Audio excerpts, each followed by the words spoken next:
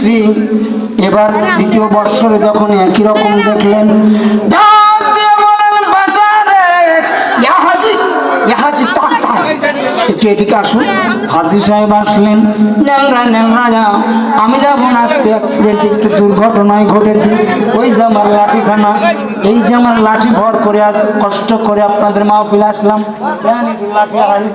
লাঠি দেখাতে দেখে এই লাঠি ভর করে আমি জুয়ান মানুষ লাঠি ভর করে এসেছি, কারণ অসুস্থ অবস্থায়।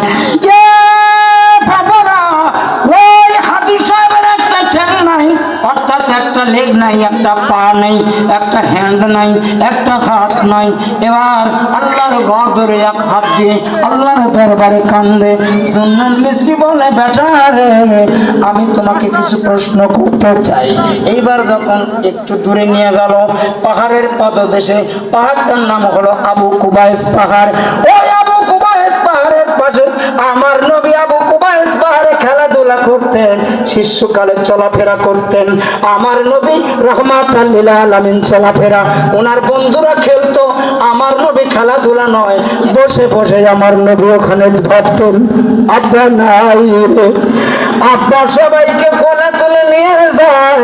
আমার নবী আবু কুবাইস পাহাড়ে যেখানে অবস্থান করতেন, চন্দ্রকে দ্বিখণ্ডিত করেছিল আঙ্গুলের দ্বারা, সেই আবু কুবাইস পাহাড়। আমার নবীর বাড়ির একদম বাম সাইডে হলুদ রঙের বিল্ডিং এর একদম বামে, আর সম্মুখে একটু ডান পাশে হলো আবু জেহেলের বাড়ি, মানে পায়খানা, মানে টয়লেট। পায়খানা মানে টয়লেট।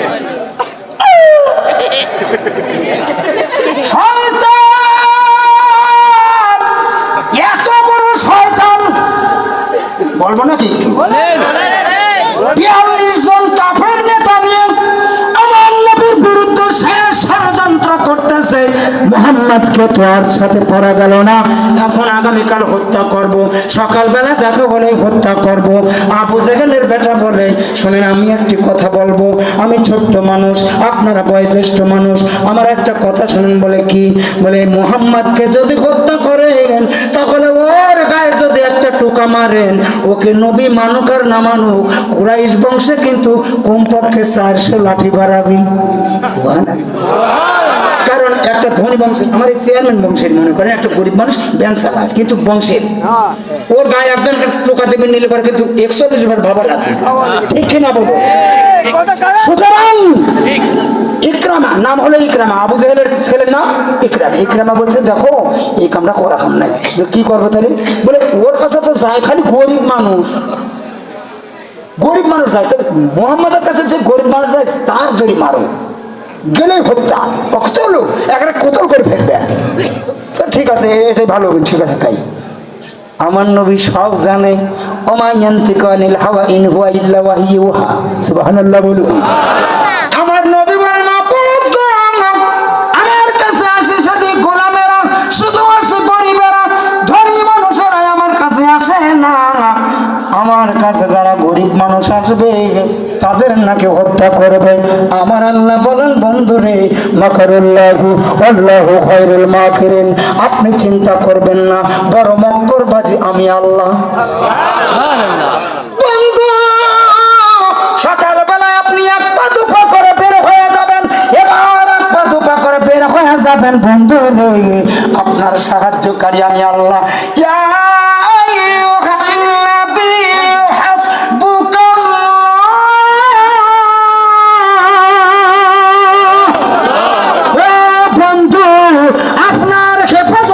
সাহায্যকারী একমাত্র আমি আল্লাহ। জোরে বলুন কে? আরো জোরে বলুন কে? আমার নবী সকালবেলা টুকটুক করে এক পাত্র করে আগায়। আবু জেহেলের ছেলে আর 42 কাপে না, তো ওরাও ফুকসি পারে, এই কি খবর, কিটা আসে। এখন ফুকসি পারতে পারতে আবু জেহেলের ছেলে টুকটুক টুকটুক টুকটুক টুকটুক করে ওই আগাচ্ছে।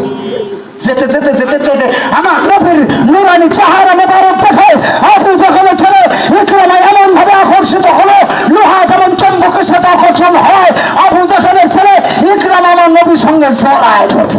সুবহানাল্লাহ, আওয়াজ করে বলুন। আবু জেহেলকে ডাক দিয়ে বলে, তাহলে বিচার বিচার।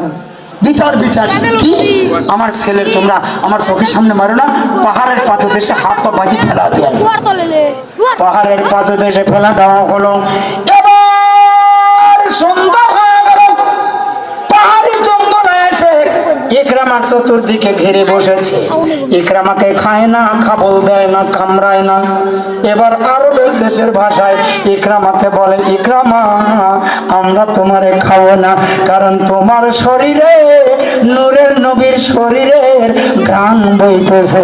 জোরে বলা যাবে নাকি আল্লাহু আকবার। নূর নবী এসেছে, নূর নিয়ে এসেছে। আসসালাতু আসসালামু আলাইকা ইয়া রাসূলুল্লাহ। নারায়ে তাকবীর। ভাইরা আমার, বন্ধুগণ আমার, এবার আল্লাহ বলতেছেন, বেটারে 3টা বছর ধরে তোমার কান্না আমি দেখতেছি, একটুখানি কি বলবে? তোমার কি মনের বেদনা, তোমার কি মনের যন্ত্রণা? এটা কি মা বোনদের টাকা? ভাবে তো লাগতেছে। তাই মা বোনেরা, আমার তোমাদের বিরুদ্ধে কোনোদিন যায় না, কারণ তোমাদের গর্বে এসেছে নবী রাসূলেরা, তোমাদের গর্বে এসেছে ওলিয়া উলিয়ারা, তোমাদের গর্বে এসেছে নেতা নেত্রীরা, তোমাদের গর্বে এসেছে আলেম ওলামারা, তোমাদের গর্বে এসেছে মেম্বার চেয়ারম্যান প্রতিনিধিরা। অতএব তোমরা কোনো সম্মানের পাত্রী মা, তোমাদের বিরুদ্ধে আমার কোনো ওয়াজ কোনোদিনও যাবে না। জোর বলেন যাবে। অনেক বক্তা কত কি কি মি বলে না, আমি ওটা বলি না, শুধু একটা কথা বলি কি, আমার এলাকায় আছে, এই এলাকায় না, আমার এলাকায় মা বোনেরা ছাগল ছাড়িয়ে দিয়ে পড়ার খেত খাওয়ায়, খাওয়ায় আধা ঘন্টা পর ছাগল শেষমেশ নিজেই পেট যখন বুঝে যায়, তখন বলছে নিয়ে যা, কি যা, নিয়ে যা। তখন খেতালা চলে আসছে, কার ছাগল? ছাগল আলার কিন্তু দেখবেন একটাই বল আছে, কি কিয়া বলি আইছে। এ দোষ আছে না নাই? আছে না নাই? সুতরাং এলাকার মা বোনরা, বিশেষ করে হাটুরিয়া জগন্নাথপুর আজকের এই যেই মাহফিলে, আমি এই যে হাটুরিয়া 3 মাথা মোড়ের যে মাহফিল, এই এলাকার মা বোনরা, বিশেষ করে আল্লাহর বলি সৈয়দ আহমদুল্লাহ রহমতুল্লাহ, যেখানে মানুষগুলো গড়ে গিয়েছেন, এই এলাকার মানুষ আল্লাহ ওয়ালা ভক্ত, আল্লাহ ভক্ত, ওলি ভক্ত, নবী ভক্ত। একটু জোরে বলা যাবে নাকি আল্লাহু আকবার? নারায়ে তাকবীর, নারায়ে রিসালাত। এইবার রে বাবা ঘুমাল গেল, বাঁধবো, কষ্ট হচ্ছে নাকি আপনার? আমার নবী রহমতুল্লাহ, সুবহানাল্লাহ বলুন আরো জোরে। রহমতের নবী, সেই নবীর আদর্শবান আল্লাহর ওলি জুন্নুন মিসরি রহমাতুল্লাহ আলাইহি।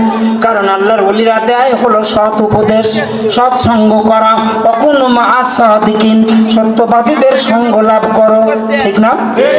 আমরা আগে দেখতাম ওই হিন্দু সম্প্রদায়ের কীর্তন অনুষ্ঠান হলে ওরা বলতো, ধরো ধরো কর কর, ধরো ধরো কর কর। ব্যাপার কি ধরো ধরো কর করে, আর মানে কি? আমরা যখন সরে পড়তাম, এরপর যখন দুই শব্দ একখানে করতাম, ধরো ধরো কর করো, পড়ো পড়ো, এরকম হয় না? এরা পড়ে নাই।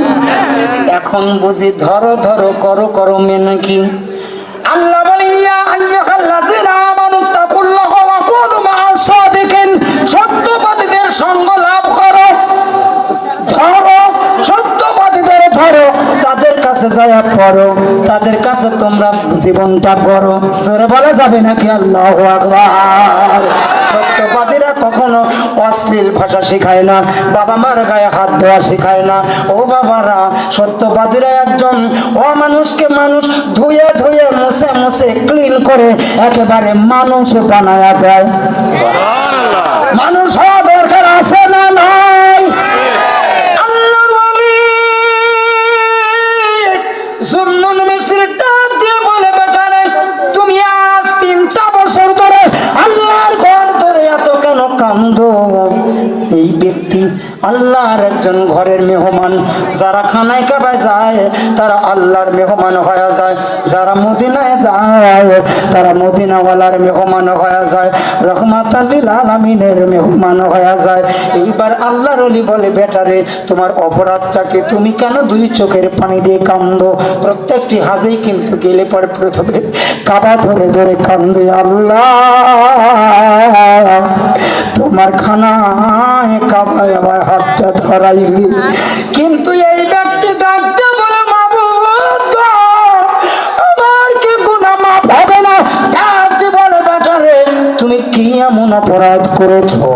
এবার ডাক দিয়ে বলতেছে, হুজুর আমার এমন একটি অপরাধ, যে অপরাধের ক্ষমায় পৃথিবীর যোগ্য কোনো জায়গা নাই। আমি মনে মনে ভেবেছি কাবা ছাড়া কোনো উপায় নাই। এইবার আল্লাহর ওলি বলে, বেটারে তোমার অপরাধের কারণটাকে একবার জানতে পারি? ডাক দিয়ে বলে, হুজুর আমি জানি আপনি জামানার একজন আল্লাহর ওলি।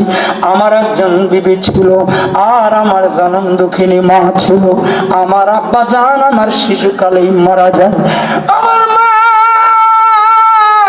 আর আমি ভালোই সংসার চলতেছিল। এবার আমার মা বংশধরের জন্য, আমার সন্তানাদি হবার জন্য, নাতিনুৎকার দেখবার জন্য আমার মা আমার একটা মেয়ে দেখে আমার পছন্দ করে বিবাহ দেয়। প্রথম অবস্থা ভালো জীবন কাটে। আমার বিবি আবার মাঠের থেকে যখন আমি পড়ার বাড়িতে খেজুরের বাগানে আমি কাজ করি, খেজুরের বাগান থেকে যখন সন্ধ্যায় বাড়ি আসি, আমার বিবি এ কথা আমার কানে দেয়, ও কথা আমার কানে দেয়। কিছু কিছু বিবি আছে, যদি কোনো কোনো বিবিরা স্বামী যখন মাঠের থেকে আসে, তুমি যদি এক গ্লাস ঠান্ডা পানি নিয়ে যাও আর পাখাটা নিয়ে যাও, আঁচলটা অথবা গামছা দিয়ে যদি মুখটা মুছে দাও, খোদার কাছে কসম করে বললাম ওই স্বামী তোমার গায়ে কোনোদিন হাত তুলবে। আর তুমি যদি বলো, স্বামী যদি বলে, বিবি রে এক গ্লাস পানি দাও, আমার ললি কণ্ঠ শুকায় গেছে, বলো গিলাস যত পারো ঢালো আর খাও। এরকম না বোন আছে না নাই? আরো করে বলুন, আছে না নাই? এলাকায় নাই, ও আমি বিশেষ করি না। যদি তাও এত করে এত দান করতো না, আরো করবো দেখবে না সামনে মা বোনরা কত দান করে। সুবহানাল্লাহ। আল্লাহর ওলি কষ্ট হচ্ছে। আল্লাহর ওলি ডাক দিয়ে বলে, বেটারে এরপরে কি হলো? বলে, আমার বিবি আমার ডাক দিয়ে আমার মার বিরুদ্ধে কথা বলে, যা আমার মা বলে নাই, যা আমার মা করে নাই, সব কথাই আমার কটু কথার কানে লাগায়। এমন স্ত্রী সমাজে আছে না নাই? এমন স্ত্রী আছে, ননদ আসে দেখতে পারে না, ননদ যদি আসে ননদকে দেখলে ডাক দিয়ে মনে মনে ভাবে, ও যাই কয়েকদিন যে থাকবে আল্লাহ জানে। আছে না নাই? কিরে ননদ আসে, মেয়ে আসে বাবার বাড়িতে, বাবা মারা গিয়েছে, বাবার বাড়িতে 6 বছর পর আসে। ভাইয়ের চেহারার দিকে তাকাইলে বাবার চেহারা ভেসে ওঠে, ভাই পুত্রের চেহারার দিকে তাকাইলে নিজের বাবার চেহারা ভেসে ওঠে। বাবার ভিটায় যদি পড়ানো যায়, ও মনে হয় জানো শিশুকালে বাবা এই ভিটায় আমায় লালন পালন করেছে, এই ভিটা মাটির রস আমার শরীরে আছে। এই জন্যে বোনেরা কিন্তু 6 বছর 9 বছর পর বাবার বাড়িতে আসে। ঠিক কিনা বলুন? আরো জোর বলুন, ঠিক কিনা? তাহলে বোনের আদর করার দরকার আছে না নাই? আরো উচ্চ আওয়াজে বলুন, আছে না নাই? এই আওয়াজ মানে না আন্তর্জাতিক ভাবে দুর্বল। যারা আওয়াজ করবেন না, বুঝবো যে তারা ওই দল, ওই বাহিনী, ওই বাহিনী আমরা হবে না। বলুন, বোনের আদর করার দরকার আছে না না? বোন প্রিয় লোক, মা প্রিয় লোক আমার এই হাটুরিয়া জগন্নাথপুর এলাকা। জোর বলেন আপনার মার খাবা, লম্বা করবো না। আল্লাহর ওলি ডাকতে বলে, এরপর সব সময় মন মাইন্ড ভালো লাগে না, ভালো থাকে না। প্রতিদিন আমার বিবি একই কথা বলে, শীতের দিনে আমার মা জনম দুঃখিনী আগুন তাপাচ্ছিল। আমার মা আগুনের আইলা নিয়ে বসে রয়ে গেছে। বিবির কথা মতো কি আমি পিছন থেকে ডনপা দিয়ে একটা লাথি মেরেছি। এক লাথি মারা রাগ আমার ক্ষান্ত হয় নাই। এবার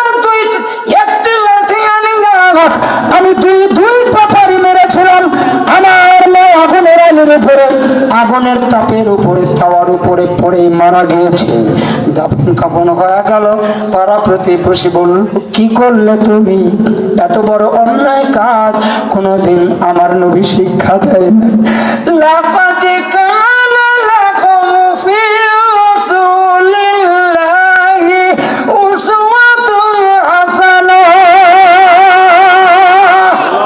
আমার নবীর চরিত্র উত্তম চরিত্র নবীকারী আমার আল্লাহ রাব্বুল আলামিন বলেন, ওয়াকাদা রাব্বুকা আল্লা তা'বুদু ইল্লা ইয়্যাহু ওয়া বিল ওয়ালিদাইনি ইহসানা। আমি আল্লাহর ইবাদত দাসত্ব করার পর তোমার বাবা মার খেদমত করবে।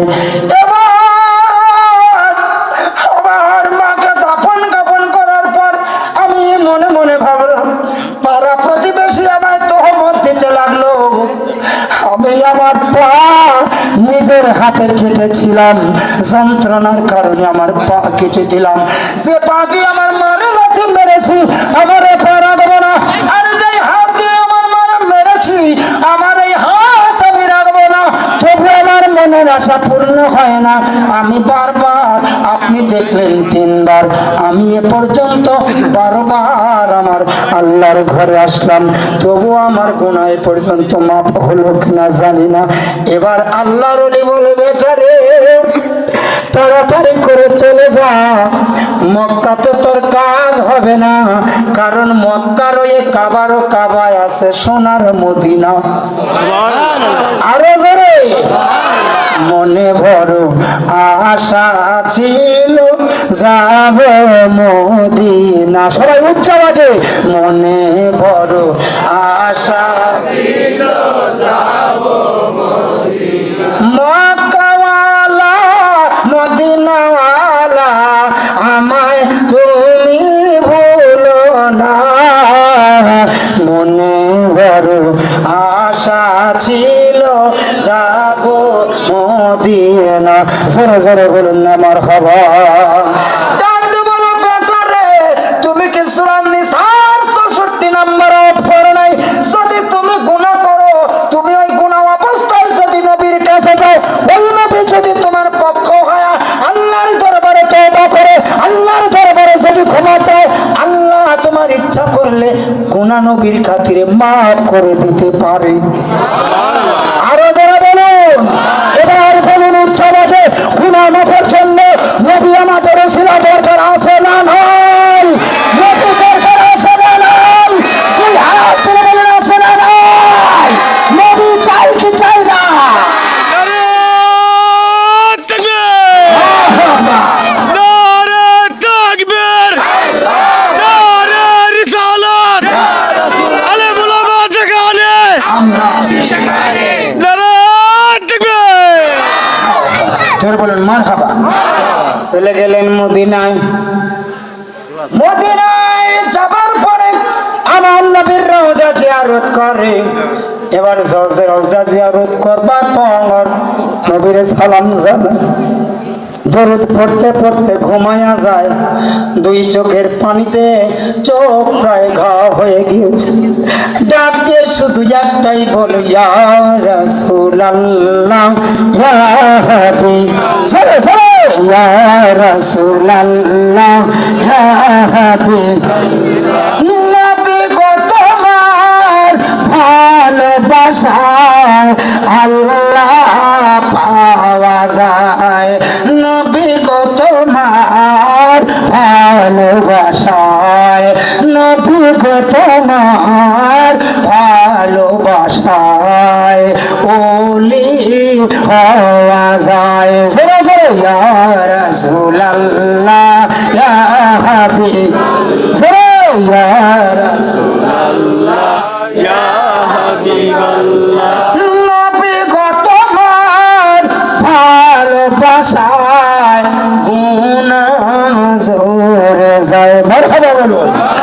নবী গো তোমার ভালোবাসায় দোজখ হারাম হয়। জোরে জোরে, ইয়া রাসূলুল্লাহ ইয়া হাবিব।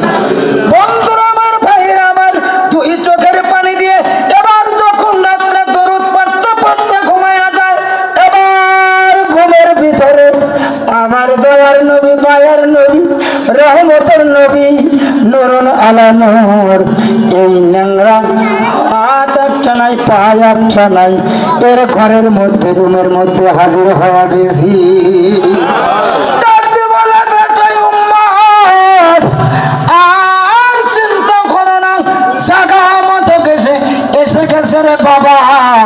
তবে বাবা মার কাছে অপরাধ করলে ক্ষমা করার অধিকার আল্লাহর নাই। আল্লাহর আছে কিন্তু করে না, আমিও কিন্তু না। তবে একটি কথা জেনে রেখো, আমি পথ বাতায় দেওয়াওয়ালা। আরো জোরে, ও বাবা, তুমি যেমন তেমন বাবা মাকে যেমন করে হারাইছো, আমি এমন করে না। যেমন কথা মনে করে দিল, আমি আমার আব্বা আর মা জননীর জন্য আমার আল্লাহর দরবারে বলেছিলাম, আল্লাহ আমার আব্বা জান আম্মা জানের রওজা জিয়ারত করতে। আমার আল্লাহ অনুমোদন দান করে দিল। আমার নবী আবু প্রান্ত গিয়ে একবার বাবার রওজার উপরে আসার খেয়ে পড়ে, আবার মার রওজার উপরে আসার খেয়ে পড়ে। আমি যখন ওই জায়গায় গেলাম জিয়ারত করার জন্য, কলম ধরে একটা লিখেছিলাম, কতদিন তোমার লিখি না গো মা, কতদিন তোমার কথা শুনে লাগো মা, তোমার কোমল চেহারা খানা আর তো চোখে পড়ে না, কতদিন তোমায় দেখি না গো মা, কতদিন তোমার কথা শুনে না গো মা। খুরমা বল, পোলাও বল, ভাতের মতো না, খালা বলো, কুকু বলো, মায়ের মতো না ও মা, তোমার মতো না। শিশুকালের হারানো স্মৃতি মনে পড়ে মা, সেই স্মৃতি মায়া বলতে গেল কোথায় মা। আমি যখন ছোট্ট ছিলাম, বড় ভাইরা আদর করে কোলে করতো, বড় বোনেরা আদর করে কোলে করতো। বোনেরা বনাই বাড়ি চলে গেল, দুলা ভাইয়ের বাড়ি যার যার সংসার ব্যস্ত। বড় ভাইয়েরা বিভিন্ন শহরে উপশহরে জায়গায় জায়গায় থাকে। এখন আর কেউ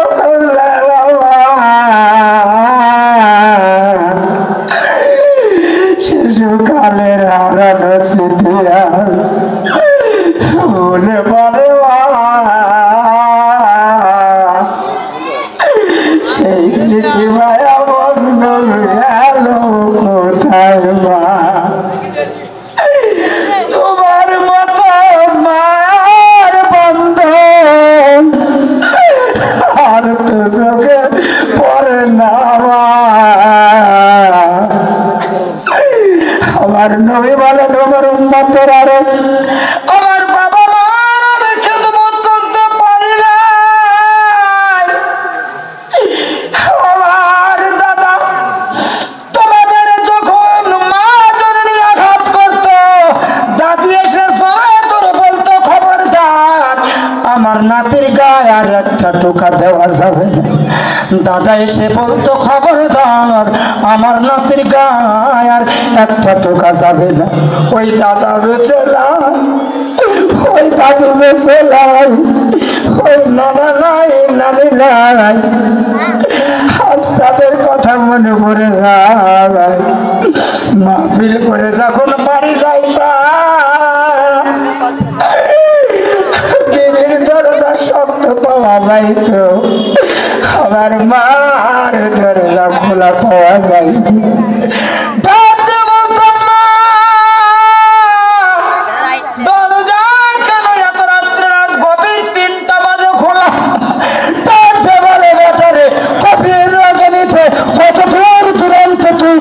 বেটা আমার তো মন ভরে না, আমার মন দরজা দিতে মন চাই না। ওই মা বেঁচে নাই, ছবি স্মরণ করে যার মা নাই বাবা নাই, আমি আপনাদের দোয়া নিয়ে 2015 সালে আল্লাহর ঘরখানায় আমি 36টা দিন ধরে ছিলাম। আমার নবীর রওজা মোবারকে আমি 9টা দিন ছিলাম। যার বেটা নাই বেটি নাই, জীবনের মতো বংশধর চলে গেছে, আপনার আমার দিকে চেয়ে আছে না বাবা। আমি আপনাদের জন্য প্রাণ ভরে দোয়া করে যাব। 10,000 টাকা, 10,000 টাকা, 1,000 টাকায় আমি আপনাদের খেদমতে আরজ করে বলবো, আমি আপনাদের জন্য একটু দোয়া করে যাব বাবা। আর অল্প সময়ের মধ্যে আলোচনার সমাপ্তি ঘটায় দেবে, একটু বাজায় রাখলাম। বাজান রে, আমি আপনাদের জন্য দোয়া করবো।